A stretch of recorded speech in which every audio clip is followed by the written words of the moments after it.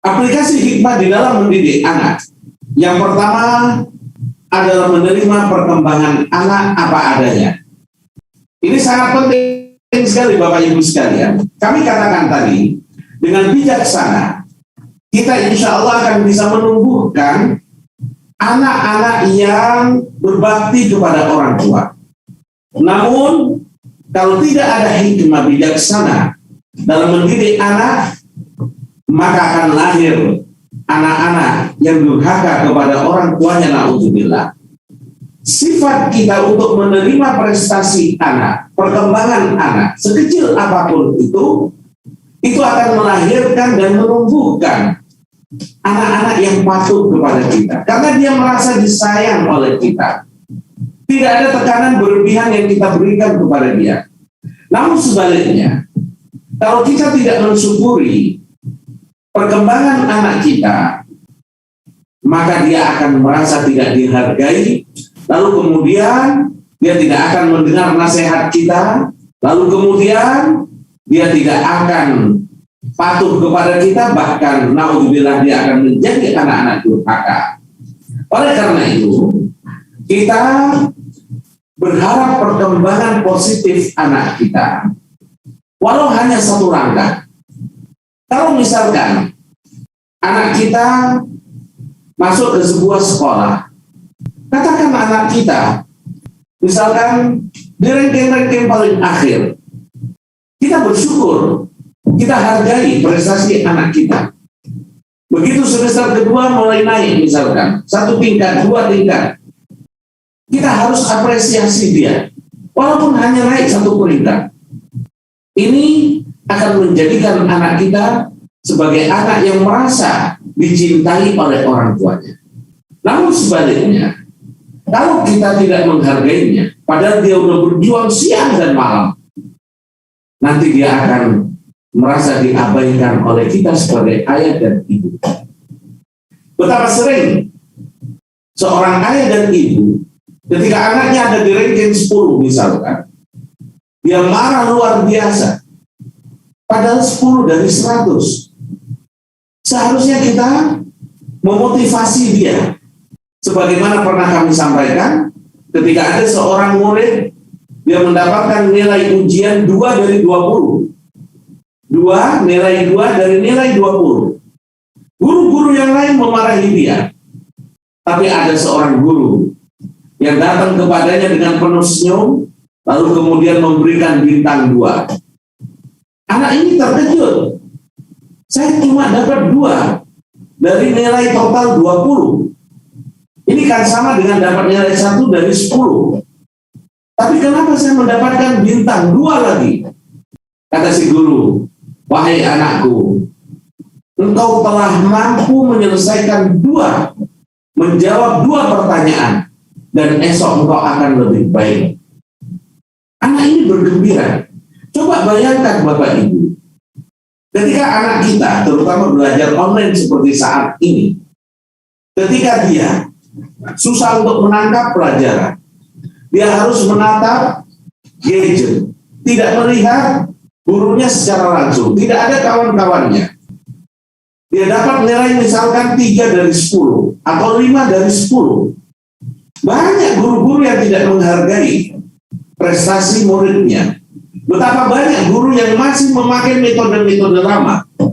Lalu dia mengatakan, kamu gak belajar, kamu dapat 3 dari 10. Hancur hati anak kita. Kalau dia dalam keadaan hancur seperti ini, lalu kemudian kita sebagai ayah atau ibu juga menambah hancur, apa dia nggak terpuruk di atas keterpurukan? Oleh gurunya dimarahi, oleh ayah dan ibunya juga dimarahi. Ini yang menjadikan generasi kita, generasi umat Islam, menjadi generasi-generasi gagal. Karena semua menjadi pengkritik. Alangkah senangnya seorang anak, alangkah bahagianya seorang anak yang oleh gurunya mungkin dia dikatakan kamu nggak belajar, kamu nggak sungguh-sungguh. Begitu sampai ke pangkuan ibunya, begitu sampai ke pangkuan ayahnya, diusap kepalanya, dia bilang nggak apa-apa nak, kamu sudah dapat 3, kamu udah berusaha. insya Allah abi, umi, bapak, ibu akan selalu berada di sampingmu. Ayo, apa yang bisa kami bantu? Anak ini pasti akan nangis, Bapak Ibu sekalian. Nangis bahagia karena dia mendapatkan seorang ayah dan ibu, tempat di mana dia bernaung, tempat di mana dia menumpahkan cucuran air matanya ketika orang-orang yang lain menghancurkannya, ketika orang-orang yang lain menghinakannya, ketika orang-orang yang lain menjatuhkannya. Dia selalu merasa punya ayah dan ibu di mana dia bisa mendapatkan ketenangan di situ. Ayo kita tanamkan di dalam diri kita. Jadilah orang tua yang mau menerima perkembangan anak kita sekecil apapun, selangkah demi selangkah. Hargai. Sebagaimana ketika kita begitu senang anak kita merangkak, anak kita belajar untuk berjalan, satu langkah jatuh, kita tepuk tangan, kita hargai, kita senyum. Begitu juga dengan prestasi sekolah. Dalam belajar ilmu agama juga, Bapak Ibu sekalian, anak-anak kita berbeda antara satu dengan yang lainnya. Anak-anak kita berbeda dengan orang yang lain. Kadang anak kita masuk ke sebuah pesantren, lembaga tahfidz misalkan. Anak kita latar belakangnya berbeda dengan latar belakang yang lain. Ketika dia masuk, yang lain sudah pernah ngafal 1 juz, 2 juz, 3 juz. Bahkan mungkin ada yang sudah 30 juz, dia tinggal melancarkan. Sementara anak kita, dia baru mulai menghafal. Nah, kita jangan rendah diri. Kita jangan justru menambah beban di atas beban dia. Walaupun yang lain mungkin setiap bulan bisa nambah 1 juz, 2 juz, 3 juz. Anak kita bisa 1 halaman, bisa 1 lembar, kita besarkan hatinya. Karena apa? Latar belakangnya berbeda. Kami dulu, Bapak Ibu, masuk ke pesantren dengan latar belakang yang tidak ada berkaitan dengan pesantren. Belajar bahasa Arab belum pernah, ngafal Quran belum pernah, ngafal mahfudzah belum pernah. Sementara kawan-kawan yang lain, mereka sudah pernah di madrasah ibtidaiyah, kita SD umum. Mereka semua tahu bahasa Arab, semua benda-benda yang ada di kamar.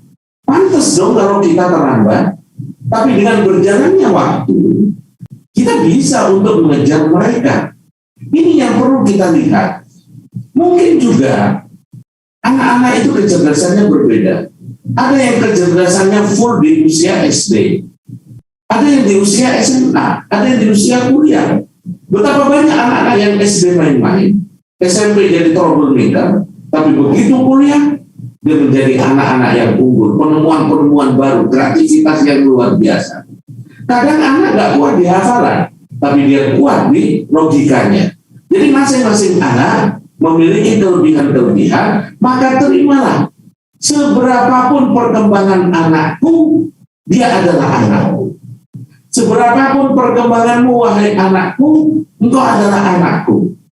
Ini harus kita berikan. Jangan sampai ada kata-kata, kalau kamu nggak ranking 1, maka bukan anak, tapi bukan anak umi.